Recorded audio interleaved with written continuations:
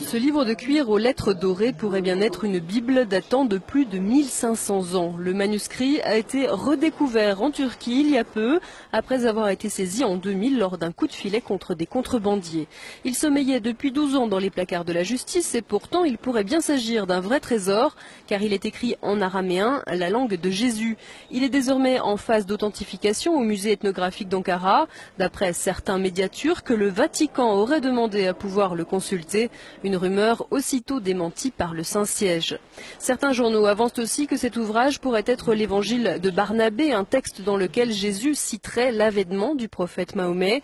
Quoi qu'il en soit, le manuscrit a été placé sous haute protection. Il serait estimé à plus de 17 millions d'euros.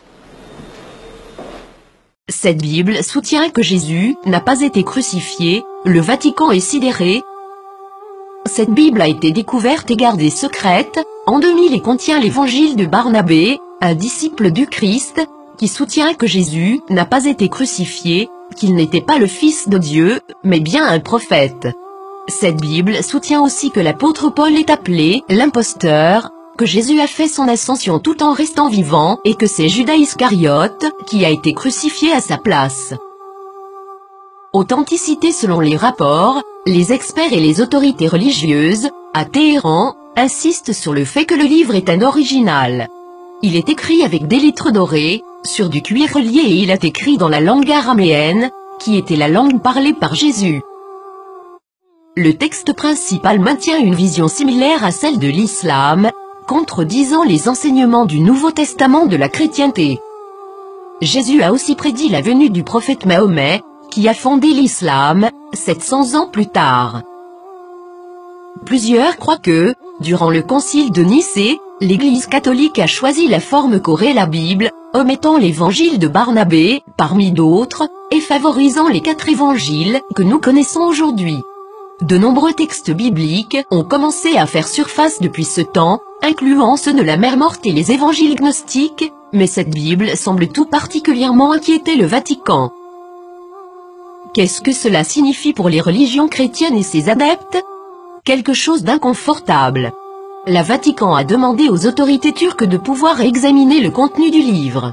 Maintenant que ce livre a été découvert, accepteront-ils cette preuve? La nieront-ils? L'appelleront-ils un mensonge musulman, comme l'a fait le magazine Truth en 2000? Pour plusieurs, ce livre est un rayon d'espoir et les croyants réaliseront bientôt que l'objet de leur adoration est arbitraire et que tous les textes, spécialement les textes religieux, sont sujets à l'interprétation. Qu'est-ce que cela signifie pour les athées, les agnostiques, les penseurs séculiers? Ce texte est-il réel? Est-il contrefait? Est-ce important? Nous pouvons espérer que cette nouvelle inspirera les religions à se poser des questions, au lieu de pointer du doigt et de tout croire aveuglément. Ne commencez pas à clamer à tous, je te l'avais bien dit. Le plus grand danger de la foi se présente lorsque les gens croient ce qu'ils veulent croire, défendant cette croyance malgré toutes les preuves du contraire, spécialement si les preuves apportées révolutionnent les bases de cette croyance. Et le grand coupable, dans tout cela, est le piège de l'ego, rejeter, critiquer les autres parce qu'ils ne sont pas comme vous. Durant des siècles, la défense de la foi aveugle a mené les nations à la guerre, à la violence, à la discrimination, à l'esclavage et à une société d'automates, et tout cela a été justifié par des mensonges.